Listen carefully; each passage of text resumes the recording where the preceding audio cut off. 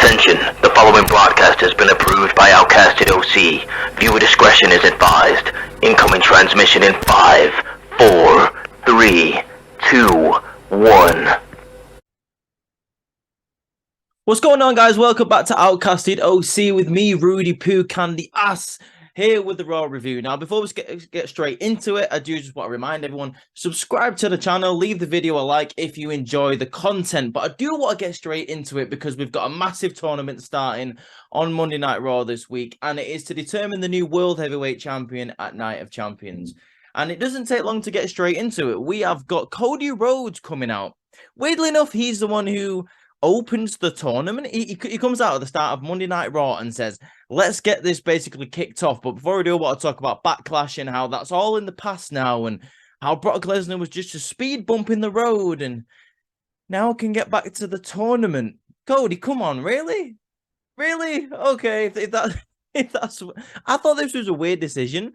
Cody Rhodes coming out and like basically opening the tournament. I just thought it was strange having one of the people who wasn't even part of the first triple threat match, by the way, opening up the triple threat match. So he walks out to the World Heavyweight Championship, says, let the tournament begin. Seth Rollins walks out as he is part of the first triple threat match. Seth Rollins stares Cody Rhodes down. Obviously, them two have got history from last year when Cody Rhodes got injured, etc. We all know it. We all know what a great rivalry it was. I was very excited to see Seth Rollins, and it was really interesting to see these two people stood next to each other, considering these two are getting very similar reactions, as in, like, pop-wise from the audience. Like, there's not that much difference. If I'm being quite honest with you, I thought Seth Rollins got a louder reaction than Cody Rhodes. Cody Rhodes is way over with the crowd, but Seth Rollins is just a little bit more there for me. Let me know what you guys think of that in the comments. I know I say that every single week, but honestly, I do want to hear your opinions. Put them in the comments, baby, while you're liking and subscribing to the channel, and also looking for us on TikTok and Instagram. That would also be very nice of you. Thank you very much. But yeah, we get into the first triple threat match of the tournament, and it is Seth Rollins versus Damian Priest versus Shinsuke Nakamura. Now, before Damian Priest comes out, he gets interviewed and he's asked, after the defeat at Backlash by Bad Bunny, is that affecting you going into this? Basically, Damian Priest says no, and then the only thing that we're worrying about now is who brings home the World Heavyweight Championship to the Judgment Day. Is it going to be me, or is it going to be Finn Balor? As we know, Finn Balor is in the next triple threat match coming up. At the start of the show, by the way, we saw a little bit of a vignette saying all the 12 people that are going to be involved in this tournament. I'll give my thoughts on the SmackDown side of it at the end of this video, but for now, let's get into this triple threat. I thought this was a very good opening match, and I thought it was a lot better than I anticipated. I really thought the obvious winner was Seth Rollins, and let's face it, the obvious winner was Seth Rollins. But halfway through this match, I'm not going to lie, Shinsuke Nakamura had me thinking he was going to come out with a victory. He got on a lot of offense. Priest got on a lot of offense. He was selling Saturday night's injuries to his leg that happened when Bad Bunny and all the LWO came out and attacked the Judgment Day. It was great to see all of these guys get the moves in, but Nakamura for me was very impressive, and it just makes me want to see a Seth Rollins and Shinsuke feud if Seth Rollins or whoever wins the match later on comes out, wins the World Heavyweight Championship. The first match should be with Shinsuke Nakamura, because this guy is so talented, and he just hasn't had the chance to show it in WWE as much as I would like him to. It gets to the end of the match here, and it's kind of a brutal ending, to be honest with you. Shinsuke Nakamura takes the pin, which I was very surprised about. Damian Priest was in a knee bar from Shinsuke Nakamura. Nakamura then gets hit with a stomp. He gets hit with a pedigree, a one-arm pedigree from Seth Rollins, and 1, 2, 3, that is the end. I thought that it was an interesting little ending for me. Nakamura taking the pinfall, I thought it was going to be Damian Priest. I really thought it was going to be Damian Priest, because Damian Priest, a loss won't really affect him here. Don't get me wrong. I don't want to see Damian taking a loss every single week, but I think he can afford to lose more than Nakamura can, seeing as though he's just only come back, number one, from a massive layoff when he was in Noah, but two, because he was on SmackDown and he's only just come to Monday Night Raw. So I just thought it was peculiar. how it was Nakamura taking the pinfall here. But anyway, Seth Rollins wins the first triple threat match. Any surprise, really? Like I say, no, not really, but great match all in all. Speaking of the draft, the commentators start talking about the draft of who's come over to Monday Night Raw. For me, the two most important people that have come over to Monday Night Raw are JD McDonough and Zoe Stark. We will see one of those people later on tonight. I'm excited to tell you guys about Zoe Stark because yes, that is the person who I'm talking about. And we go backstage now to someone else, some other people who have come from Friday Night SmackDown over to Monday Night Raw. Imperium are going around the locker room telling everybody the Ring General is going to show up next week and you all need to respect him, blah, blah, blah. They walk over to the tag team champions, Kevin Owens and Sami Zayn, say, why aren't you listening to us? You need to acknowledge that the Ring General is basically coming over to, Monday Night Raw and is going to be expecting everybody to fall in line. Kevin Owens and Sami Zayn tell him to go away. Yeah, we're not disrespecting you, but we're in the middle of something right now. Eventually, these two get into a bit of an argument. Kevin Owens says, are these Gunther's henchmen, just like the Usos are for Roman Reigns on SmackDown? Why does everyone have henchmen? It's odd and weird. And Sami Zayn keep going back and forth about that. It's quite funny. Anyway, they arrange a match for later on tonight. Imperium versus Sami Zayn and Kevin Owens. Very, very good match later on tonight. I can't wait to talk about that either. Next, we move on to something else. We move on to Otis versus Mustafa Ali. Apparently, Mustafa Ali is a free agent. I did not know this. Obviously, we've got Brock Lesnar who's a free agent. We have got a couple of people from NXT who are free agents. Almost is a free agent. Apparently, Mustafa Ali is as well. But the way it's working with him is apparently he's going to have to try and prove himself to try and get drafted a little bit later on down the line by either Raw or SmackDown, which is fine. This match is it's slow and it's short, but it serves its purpose. Otis goes to do the caterpillar in the corner. Maxine Dupree jumps on the apron and starts doing Otis's makeup with a little brush, like try to fix something to make him look great, because obviously it's the whole Maximum Male Models thing. Chad Gable is on the other side going, no, do the caterpillar. Like, it keeps on going back and forth. Otis goes to do it, misses. Mustafa Ali gets him in the corner. Otis falls over, right, ready for the 450. Mustafa Ali wins this match. Fine, okay. Mustafa Ali has just beat both members of Alpha Academy 2 weeks in a row. Yeah, he beat Chad Gable last week and he beat Otis this week. But it just creates more tension between Maxine and Chad Gable. I can't wait to see how that turns out. It's interesting to see which direction Otis is going to go in, seeing as though, like, I quite like the dynamic that he's got going on with Maxine Dupree, but I also love the dynamic that he's going with Chad Gable. If they're going to break them up, I would quite like to see Alpha Academy get a little bit more serious. Maybe Chad Gable gets a couple of more people in Alpha Academy, like the Creed brothers, for example. That would be really cool. And they'd become like a more interesting, more lethal, more dangerous faction. But let me know what you guys think of that in the comments. Like, I think Chad Gable, I think it's important that I think it's important he gets a bit more of a light shone on him. Like now maybe, Otis is moving away over to MMM. I just think that would be, beneficial for both of them. Otis is great with the whole comedy thing. Chad Gable is a massive workhorse in the ring. I don't see any issue in it. We now move on to The Miz backstage, who he says he's the first ever 2-time Grand Slam champion. And once he wins the World Heavyweight Championship, everyone's going to have to put respect on his name, because he's The Miz and then his music starts. I just thought that was a great little transition. That when The Miz was actually talking, and then his music started. I don't know. I thought that was cool. Something that I thought was worth bringing up. The second triple threat match now is The Miz versus Cody Rhodes versus Finn Balor. Whoever wins this meets Seth Rollins in the main event tonight. Now, at the end of this match, it looks like Cody Rhodes is going to win this because he gets The Miz. He hits him with 3 crossroads. Brock Lesnar comes down to the ring, gets Cody on the outside, F5s him. And then F5s him through a table. While this is all going on, Finn Balor gets on the top rope, hits the coup de grace, 1, 2, 3. Finn Balor is going to the semi-final tonight on Monday Night Raw. On the outside, Brock Lesnar is really showing the effects of what happened at Backlash. He has got stitches in his head, looks mangled, looks gruesome. He keeps going to the camera, look at my face, while his microphone isn't working. It takes him a while to get his microphone sorted. But then he basically challenges Cody Rhodes to a match or a fight at Night of Champions. I said this in I think it was the video last week, and I think I said it in a predictions video on TikTok that I didn't think that Cody Rhodes was going to be the first World Heavyweight Champion, nor he should have been. I was also saying I think this should have been more than one match between him and Brock, so I'm glad that they're doing that. And the reason why I said Cody Rhodes shouldn't be the world chair champion, the very first one, is because it would feel like a consolation prize. He couldn't get the job done against Roman Reigns, so you know he just gets the world heavyweight championship. It would just feel a little bit weird to me. I don't know if that's just me like looking like too much into it, but yeah, that's just my thoughts. What have we got next, guys? All right, okay.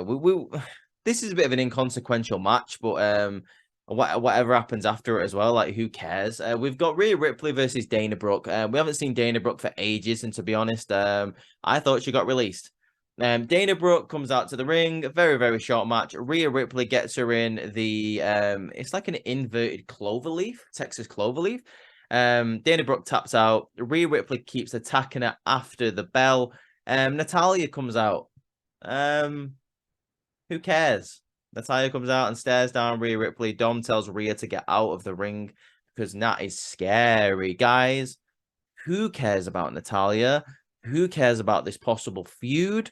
I don't care about this possible feud. I don't want to see Natalya versus Rhea Ripley. I don't want to see Natalya anywhere near the Women's Championship. That is something that does not interest me in the slightest. And if that interests any of you guys, please tell me why. Guess what I'm going to say? In the comments. I would love to see your reasoning behind why you care about Rhea Ripley versus Natalya. I just can't think of anything. I can't think of anything that comes to mind that makes me want to see that match. I don't care. I can picture him not having any chemistry either. Really, no. Speaking of a woman who I would like to see in the championship feud, though, ZOEY Stark interview backstage, how talking about how she's come now to the main roster to make a mark and she's going to succeed. And then she spots Nikki Cross. She walks over to Nikki Cross and says, "This is exactly why I need to, why I'm going to succeed, because you got people like this backstage just being stupid." She challenges Nikki Cross to a match later on tonight on Monday Night Raw. And I just want to say, this is a great introduction for ZOEY Stark. I thought she looked very confident in the promo that she was cutting. She looks like she's already at home on Raw, and it looks like she should have been on the main roster for a long, long time. ZOEY Stark is an absolute prodigy, and I think, especially with the match that you're going to see a little bit later on, I really think that she has got a really, really bright future on the main roster. I just think that she was very underutilized in NXT. They were able to see. You was able to see how good she was, but she wasn't really kept like on the card the way I think she should have been. Yes, she had that tag team run with Io Shirai or Io Sky. That was good, but you know, I think she should have been more in the title picture a little bit more. But she wasn't. Obviously, Mandy Rose for most of the time was the women's champion. She was a heel versus heel. Doesn't make much sense. And then she had that match with Indy Hartwell for the women's championship. But for me, ZOEY Stark is right where she needs to be. She's on Monday Night Raw. Hopefully, she goes right up to the top of that card and she becomes one of the new stars in WWE. Lord knows the women's division needs them. A prime example of that was seen about 5 seconds ago when I was talking about Natalya being in the women's title scene. Amazing. Next match, we have got Sami Zayn and Kevin Owens versus Imperium.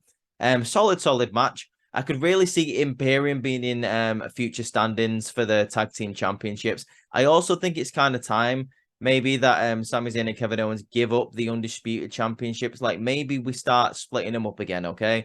Because I want Sami Zayn and Kevin Owens to have some good tag team matches, but I also want to see other tag teams with the championships. I would love to see Imperium with the Raw Tag Team Championships. Maybe Sami Zayn and Kevin Owens could then go defend them on the SmackDown ones on SmackDown.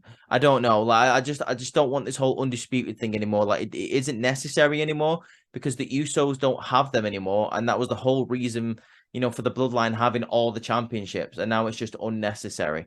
This match ends where Sami Zayn just runs into the corner with a Helluva Kick. Like Kevin Owens runs into Fiona, gets flipped over, but Sami Zayn runs right behind him and Haluva kicks. I believe it's Luvi Kaiser. 1, 2, 3. Sami Zayn and Kevin Owens pick up the victory. But this was a very, very good match, a very solid match, probably one of the most solid matches on the card. Yeah, go and watch it, guys. I don't have much more to say about it. It's just a solid tag team match. Backstage, we have Sonya Deville and Chelsea Green handing out petitions about the injustice. They want another tag team championship match against the champions. They bump into the entire way, apart from Austin Theory, obviously. So you got Candice LeRae, Johnny Gargano, Indy Hartwell, and Dexter Lumis. Everyone asked Dexter Lumis, what do you think about signing the petition, guys? And he's just like, he doesn't say no, but it makes it obvious that he's not down for that. Johnny Gargano brings up something very interesting here, where he's like, he's promising Dexter that he will be back, he promises. And I'm assuming he's talking about Austin Theory. So he keeps saying that Austin Theory is going to be back eventually, but the rest of the way doesn't look like they agree with it. This is a great start to getting the way back. I hope they keep them together. This would be absolutely amazing if the way got to back together on Monday Night Raw. All the skits that they used to do backstage in NXT was absolutely amazing. Please give me back the way. One of my favorite factions of the modern era. So good. All together, just amazing. What have we got next, guys? I am just looking here. Oh yeah, Nikki Cross versus Zoey Stark. Zoey Stark for me in this match looked incredible. For someone who's literally only just come up to the main roster, there was no butterflies. She had a very, very solid match with Nikki Cross, and she was very dominant. And the move that she does at the end, I can't remember what she calls it. She calls it like the twisted fix. So I don't even know what she calls it. But it looks like a GTS. But at the start, she makes her opponent do like a backflip, and then she hits him with the knee. Very, very good. Zoey Stark is off to a great start on Monday Night Raw with that great promo, and now she has a really, really good match on Raw to just begin a career. I'm really, really excited to see what else she has got ahead for that. Let's have a look. Sorry guys, I'm just keeping up with my notes here. We go back now to Rhea Ripley, where she's backstage, and it says, is she feeling pressure? And before she even has time to answer that, Dom tells everyone backstage to shut up because he hears a lot of noise. He turns around and it's Xavier Woods and Akira Tozawa. This is just a bit of a nothing segment where basically it just gives Dominic Mysterio an excuse to fight on Raw tonight. So it's going to be Dominic Mysterio versus Woods tonight on Raw. Xavier Woods says he was looking for a fight, so he's glad he ran into Dominic Mysterio. He also says to Dominic Mysterio, he looks like he got his outfit out of Goodwill. Which is funny because like Dominic Mysterio is wearing this t-shirt where it's like she's my mommy and it's a picture of Rhea Ripley. I don't know if that's a new t-shirt. I don't think I've seen that before. But let me know if you let me know if you guys have seen it. If that's new merch, and I'm not really a big fan of it. I prefer the I'm Your Mommy t-shirt that she wears and Dominic wears. I think this one's a little bit weak. I'm not going to lie to you. We have got Trish Stratus coming up next, guys, posting missing picture signs backstage. Like, where's Becky Lynch gone? Nobody knows. She's also wearing a missing Becky Lynch t-shirt as well. She walks down to the ring and says to Kevin Patrick, don't worry, we're going to find Becky Lynch. I know she's your fellow countryman, but we will find her. Corey Graves, can you please tweet out that we're all looking for Becky Lynch? This is really, really good work, again, from Trish Stratus.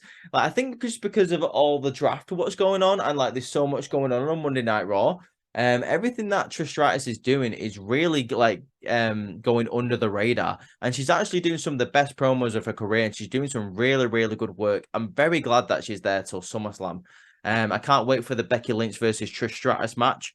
Anyway, she plays Becky Lynch. She does the classic Shawn Michaels in Montreal thing. She plays Becky Lynch's music. All the crowd pop for it, and then Trish starts laughing. Becky Lynch isn't coming out, or is she? Because then the music plays again, and Trish is like, no, guys, dead joke. What the hell is this? She turns around, and Becky Lynch is right there. Becky Lynch like punches her a little bit. Trish Stratus like runs out the ring. She's absolutely terrified. She don't want none. She don't want none, guys, of Becky Lynch tonight. But I'm assuming that match is coming up sometime in the future. Like I said, Trish Stratus is doing very, very well. Like coming back on the main roster. And just like pretty much full time now. She's been Monday Night Raw for like 3 weeks in a row. So it's been really good to see her do her work. I'm excited to see Becky Lynch versus Trish Stratus 100%. Next, guys, we have got Xavier Woods versus Dominic Mysterio. Nothing to write home about here.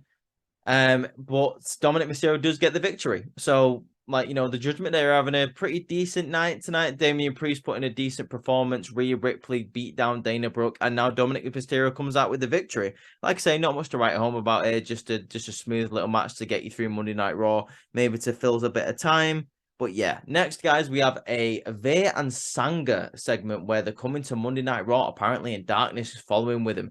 Indus are coming to Monday Night Raw with Jinder Mahal. And you know what, guys? I wouldn't take this gimmick and like throw it to the side just yet. If this is booked right, then Indus could be a really, really good tag team. Veer is a big guy. Sanga is an even bigger guy. And Jinder Mahal, you know, he's not my personal favorite, but you know, he's a solid hand to have there. So Indus could be a force backstage and in the ring. Like I'm not writing him off. I'm not writing him off whatsoever.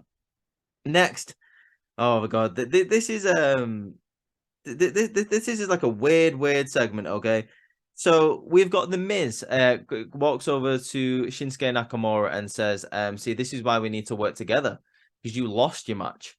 Nakamura's like, "You lost too, Miz." And I'm there like, are they really going to do it? Are they going to pull the trigger? Are they going to make these two a tag team?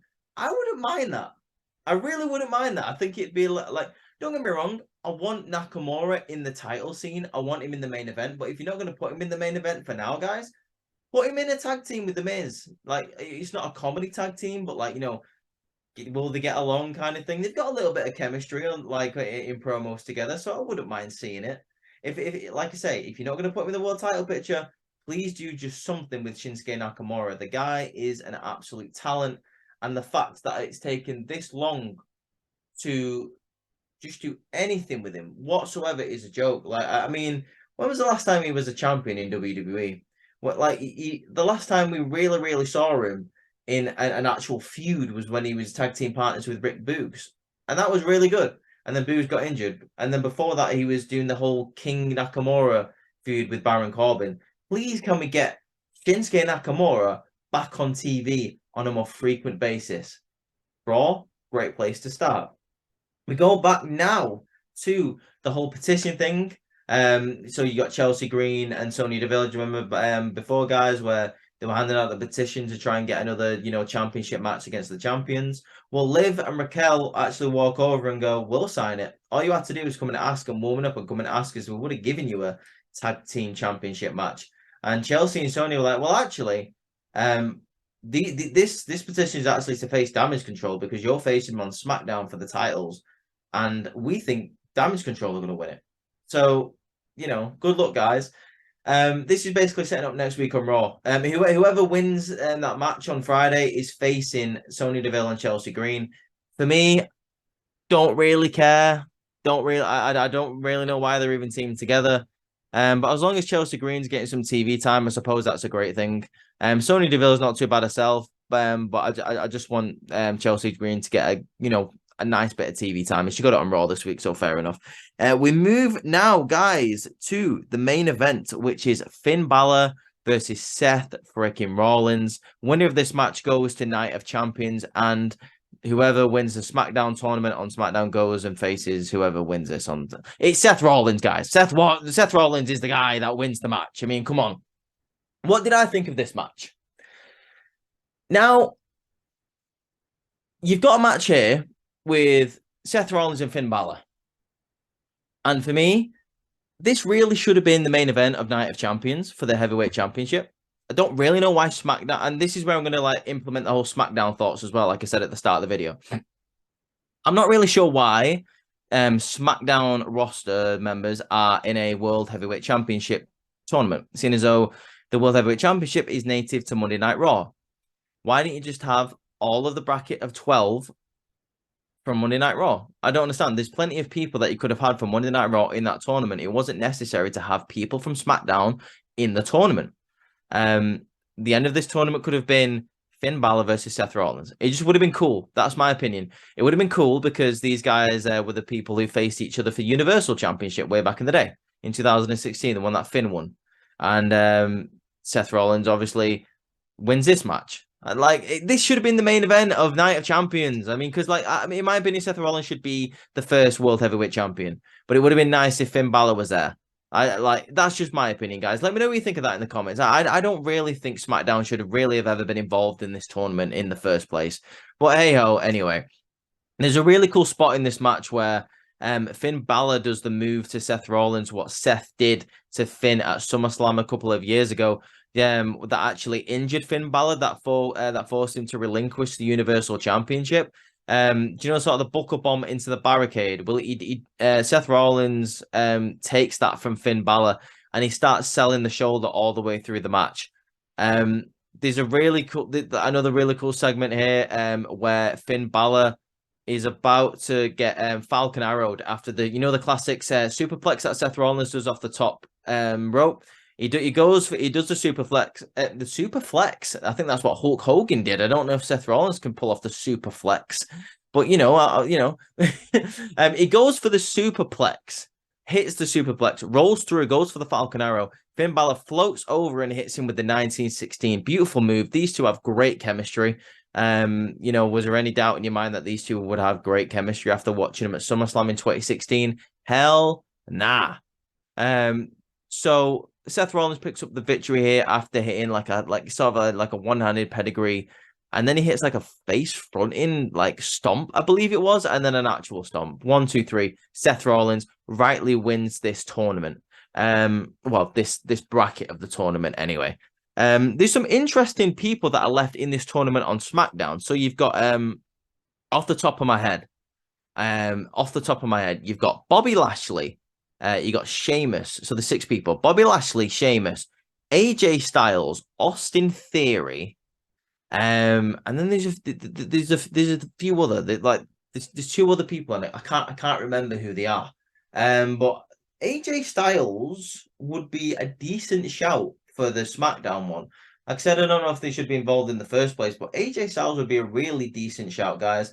Austin Theory would be another, seeing as though Seth Rollins and Austin Theory have had history with the United States Championship. They've had a bit of a bitter history, to be quite honest with you. Bobby Lashley, I wouldn't mind seeing Bobby Lashley in the main event of Night of Champions either. There's quite a lot of people, guys, who could necessarily jump in that ring with Seth Rollins, and it would be a great match. That's just my opinion. I think that Night of Champions is going to be a really interesting show now that we've got at least 2 matches booked for it. We've got Cody Rhodes versus Brock Lesnar, and then we've got the final for the World Heavyweight Championship. But that was Monday Night Raw, guys. Let me know what you think of it in the comments. Apart from the tournament, I think it was just a bit of a miss episode, to be honest with you. I'm glad that ZOEY STARK got some screen time, but apart from that, the rest of the show was negligible. It's totally inconsequential. Especially the Dana Brooke thing and the whole Natalia thing. Who cares about that? The Chelsea Green thing for me. Who cares about that? Imperium and Sami Zayn and Kevin Owens had a pretty decent match, but again, unless they're jumping into the tag team championship scene, then it doesn't serve the purpose. But I suppose it was a solid match to fill out a 3-hour show. So let me know what you guys think of Monday Night Raw in the comments, guys. Are you excited for the build-up for SmackDown for the tag team tournament? Are you excited? The tag team tournament. God, I wish they'd bring back the Dusty Classic. The World Heavyweight Championship tournament. Are you excited for Damage Control versus Liv and Raquel? Are you excited for Night of Champions for the final of the World Heavyweight Championship tournament? And are you happy with the fact that Seth Rollins is going to Night of Champions? Let me know all of that in the comments. Guys, like this video, subscribe to the channel OutcastedOC. Go follow OutcastedOC on TikTok and on Instagram. Go follow the rest of the guys, the rest of the lovely, lovely people at Outcasted. Me, Ross, G, Lauren, Courtney, all of those. Go follow them. The description is going to contain all of their @s to their socials. Go follow them. With that being said, guys, this has been your Monday Night Raw review. I hope you have an absolutely amazing week, because you might not see me now until Thursday when we take on Snapbacks and Beards in that beautiful, beautiful quiz, which we're going to win, obviously. But you might not see me until Thursday, guys, because I'm not sure who's going to be covering NXT. But I hope you have an amazing week, and I'll speak to you on Thursday. Peace out.